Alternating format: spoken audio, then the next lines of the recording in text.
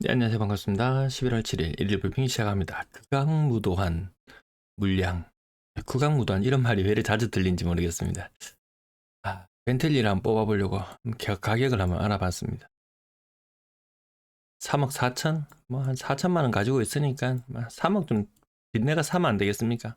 3억 풀알부 되는가 모르겠습니다. 그러면 또라이가 이런 이야기를 들을지도 모릅니다. 집은 그렇게 사고 있거든요. 그렇게 사는 것이 가능했던 것이 집값이 많이 오르던 시절, 가능했는데, 아무리 이자 부점이 적다고 하더라도 거의, 디딤돌 받으려고 해도 한 3% 정도 이자는 되지 싶습니다. 어느 정도 소득이 바탕이 되면 3% 이자에 4억까지 대출을 받을 수 있다. 원리금 부담, 이거 조금 부담스럽거든요. 이 단골 레파토리가 있기 때문에 요 두 가지를 가지고 와봤습니다. 디딤돌 대출 줄어든다. 이렇게 하면은 뭐 실수요자는 집 사지 말라는 말이냐, 돈 없는 사람은 집 사지 말라는 말이냐, 돈 있는 사람만 집 사란 말이냐, 이 차 살려고 합니다. 요 돈 갖고 살려고 해요. 그러면 돈 없는 사람은 좋은 차 타지 말라는 말이냐, 이런 이야기는 안 하잖아요. 집값이 무진장 오르는 시절이었다면은 자 막 씌워가지고 우리말로 씌워가지고 좀 한 푼이라도 더 대출 받아가지고 더 튕기고 싶겠지만 지난 1년 반간의 부동산 흐름 크게 변화 없었어요. 조금 오른다 손 치더라도 이거 수익률 뭐 대충 막 이렇게 제가 계산하니까 어떤 분이 와가지고 니 수익률 계산도 똑바로 못하나 그런 식으로 할 거면 할 자격도 없다 이렇게 이야기하는데요. 여기 와서 비난할 시간에 지금 투자할 건 늘렸습니다. 그거 가서 투자하세요. 속으로는 막 이런 말들이 막 뭉텅이로 막 올라오려고 하는데, 누가 그러더라고요. 그게 사랑합니다. 이렇게 이야기하라 그러더라고요. 집값이, 부산 집값이 가장 많이 떨어졌던 2022년 10월을 기준으로 한번 살펴보면요. 비트코인 18,000원 하던 것이 지금 한 74,000원 하나요? 뭐 테슬라 100불 수준까지 떨어졌던 게 지금 한 290불 하나요? 이거 뻥튀기 되는 것들 많거든요. 엄청 많았어요. 부동산 시장 정말 재미없는 시장이었다. 자, 트럼프 시대가 열리면서 이제 관세도 올라갑니다. 관세가 높아집니다. 왜 우리한테 치명적인가요? 우리 전체 경제를 지탱하는 것 중에서 거의 70% 이상이 수출과 연관되어 있습니다. 이거 관세 높게 매겨지면 당연히 치명적일 수밖에 없습니다. 그럼 내수라도 빵빵하냐? 내수라도 뺑뺑 돌아가느냐?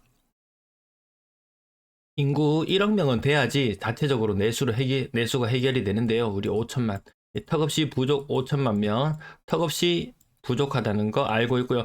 그마저도 막 하다 빚을 내가지고 쓸 돈이 없다. 내수 좀 힘들다. 수출 현대차 이런 거 바로 트럼프 당선 확정 이런 소식 알려지면서 바로 현대차 주가라든지 이런 것들 곤두박질 치는 모습 어제 잠깐 보셨죠? 자, 주간 실거래 지수 부산 지난주보다는 낙폭은 줄였어요. 별 힘 없습니다. 그 세종시가 든든하게 하락률 1등을 지켜주고 있고요. 수도권 낙폭을 계속해서 키워나가고 있습니다. 상승한 석 달하고 지금 하락으로 접어든 지 한 달 반 정도 되는 것 같습니다. 상승폭이 워낙 커서 뭐 하락 이야기해도 별로 실감이 안 나는 분도 계실지 모르겠지만 꺾인 지 오래됐다. 서울 거래량 꺾인 지 이미 오래됐다. 막차 태워준다고 해도 그렇게 달라들지 않더라. 그리고 디딤돌 정책 자금까지 수도권 제한이 가해지는 그런 상황입니다. 자, 오늘 서울 거래량 277건 무지하게 많죠. 다시 거래량이 폭발하는 것인가? 살아나는 것인가? 그래서 이 숫자를 세어봤어요. 11월 달에 추가된 건 20건, 10월 달에 추가된 건 140건, 한 160건 정도 되죠. 제가 예측하고 바라보는 것이 160건, 요 정도. 목요일은 160건 정도 신고되겠거니 했는데 160건 맞거든요. 그럼 277이잖아요. 그럼 왜 이렇게 많아요? 이렇게 마지막에 그 월 말에 마지막 신고되고 나서 누락되었던 건들, 뒤늦게 신고되는 건들 때문에 좀 많아 보입니다. 부산도 오늘 마찬가지 요 현상이 있습니다. 오늘 하루 거래 많네요. 대단해요. 또 이렇게 이야기하는 분들 계실지도 모른데요. 그렇게 디테일하게 따져볼 필요는 있을 것 같다. 네, 쿠팡 알리 이거 팡팡팡팡 이렇게 댓글 달아주시는 분 계신데요. 제 영상 요 링크를 통해서 쿠팡이나 뭐 알리익스프레스 이용하시는 분 계시면 댓글이라도 한번 남겨주세요. 네, 이게 워낙 익명이라서 익명의 후원자들, 익명의 후원자들이 그래도 누군지는 좀 알고 싶네요. 그래서 감사 인사도 한 번씩 전해야 되는데요. 자, 부산의 매도 물량, 이게 정말 극악무도합니다. 전주 같은 날 대비 계속 증가하고 있습니다. 좀 덜 증가하는 지역도 있지만 부산 무지막지하죠. 58,000. 서울의 매도 물량 얼마일까요? 오늘 날짜로 정확하게 88,000개. 서울의 매도 물량. 이 인구로 한번 대비해 보십시오. 이거 얼마나 많습니까, 물량이. 전세 물량 약간 정체. 월세 물량은 좀 증가했죠. 월세 물량 좀 증가했습니다. 월세 물량이 월세 거래가 또 그렇게 많이 안 되네요. 전세 거래 뒤에 가서 말씀드려야 되겠다. 아파트 거래량 10월의 거래량이 벌써 9월을 뛰어넘었다는 말씀 어제도 전해드렸었고요. 11월의 거래량, 이 흐름이 과연 빠른 것인가 느린 것인가, 뭐 그닥 많이 빠른 느낌도 들지 않고 뭐 조금 더 지나면 요즘 되면 좀 어느 정도 윤곽이 드러날 겁니다. 비례식 세워보면 2800건 거래까지, 어제 2600 말씀드렸는데요, 2800건까지도 거래가 나올 수도 있겠다. 요까지 정도 열어둡니다. 와, 대박인데 거래량. 디딤돌 대출 수도권 규제하니까 지방이 날아가는 것인가? 자, 건당 거래 대금 4억 수준까지 떨어져 있고요. 자, 거래량 여기서 치고 나갈 것인가? 전 조금 부정적으로 보는 입장. 3억 미만 비중이 다시 조금 회복하고 있고요. 고가의 아파트 거래량. 요 두 가지, 두 가지 짝대기, 회색 짝대기와 나머지 노란색, 파란색. 요 파란색은 아마 요 거래량이 이렇게 더 치고 올라가겠죠. 요 노란색과 파란색 짝대기를 평균 내보면 딱히 그렇게 대단한 거래량이 아니었다고 평가절하할 수도 있는 그런 상황. 사실 진검 승부는 이제 10월 달로 좀 넘어가는 분위기입니다. 자, 분양권 거래량은 월 평균 200건 정도 꾸준히 거래는 이뤄지고 있고요. 전세 거래 굉장히 많이 되고 있죠. 한 달에 막 3,000건씩 거래가 된다고 적어봅시다. 이 중에서 신규 거래와 약간 증액된 금액이 변동이 있는 갱신 거래까지 다 포함된 거예요. 아마 신규 반 갱신 반 정도 되지 않나 싶습니다. 실질적으로 월 평균 전세 거래는 뭐 한 1,500건 정도 이루어지는 걸 수도 있습니다. 이 눈에 보이는 숫자하고는 또 다를 수 있다. 그리고 신고가 다 안 되고 있기 때문에 3,000건보다 사실 훨씬 더 많은 것이 있다. 전월세 관련된 임대차 3법 빨리 좀 시행되면은 정확한 수치들이 데이터화되어서 나오면은 예를 들어서 뭐 부산의 전세 물량이 8,000개다. 월 평균 찐으로 일어나는 신규 거래가 뭐 2,000개다.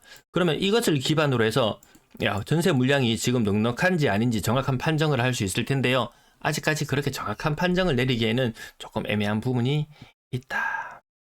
전세 거래는 조금 부족하죠. 매매 거래가 조금 늘어나면 전세 거래가 조금 덜 되고, 뭐 어디 하나 다 채워지지 않고 부족한 부분은 있는 것 같더라.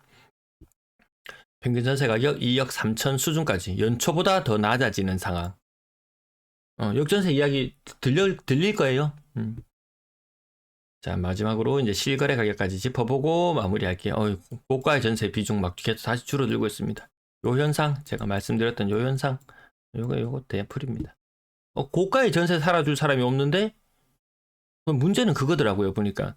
지금, 예전에는 한 10억짜리만 전세가율이 50% 정도고, 한 8억짜리는 전세가율 거의 한 70%에 근접하게 나왔었던 것 같거든요. 근데 지금은 한 8억짜리 아파트도 전세가율 50%로 떨어지고 좀 이런 현상이 있습니다. 고가의 아파트, 더 좋은 아파트 똘똘한 한 채고 뭐 얼죽신이니 뭐니 하면서 더 비싼 거 투자는 하고 싶죠. 투자는 하고 싶은데 이 전세가와의 괴리가 좀 존재하는 것 같더라. 월세 거래량 마지막으로 실거래 가격 빠르게 훑어볼게요. 자, 오늘 부산 152조. 요거 아까 제가 그래서 10월에 추가된 거래량, 11월에 추가된 거래량 하면 한 110건 정도. 뒤늦게 신고되는 거. 오늘 날 잡았는지 좀 열었습니다. 보니까 뒤늦게 신고되는 건들이 많더라. 울산 한번 가격 오랜만에 한번 볼까요? 울산이 대구가 83건이면 울산이 한 40건 정도 거래가 나오거든요. 울산이 70건 거래가 신고되었습니다. 이 무슨 일이고?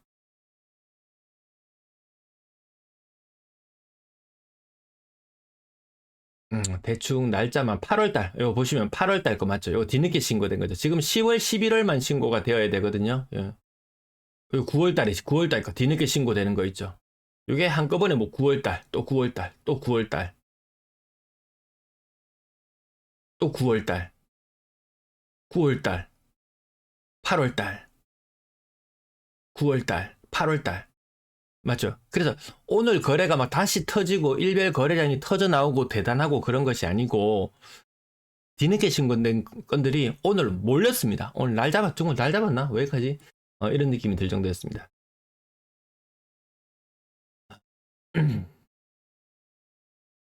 자, 부산 실거래 가격 순으로 한번 훑어볼게요. 21억 신고가 대단해요. 13억 대형평형 조금 차차하고 마린시티 자이 12억 4천 이 18억 3천까지 갔었네. 18억 3천까지. 와, 18억 3천까지 갔던 것이 12억 4천. 대형평이 좀 제껴 놓을게요. 거래가 조금 덜해서. 자, 바로 국평 가격은 8억 5천. 8억만 해도 엄청납니다. 고점 대비 한 25%, 20%, 25% 정도. 대형평에 제껴놓고. 어제는 이 차트 위주로 말씀을 드렸는데요. 꺾인 이후로 이 횡보세가 거의 1년 반째 이어지고 있다. 이 띄엄띄엄 이렇게 나오는 거, 요런 가지고 이제 부동산 커뮤니티에서는 이제 난리를 치는 거죠. 이런 거, 요 신축 아파트, 요런 거. 나머지는 구축은 지금 언급도 잘 안 되고 있는 그런 형편인 것 같습니다. 자, 6억 이상 거래 여기까지 보고요.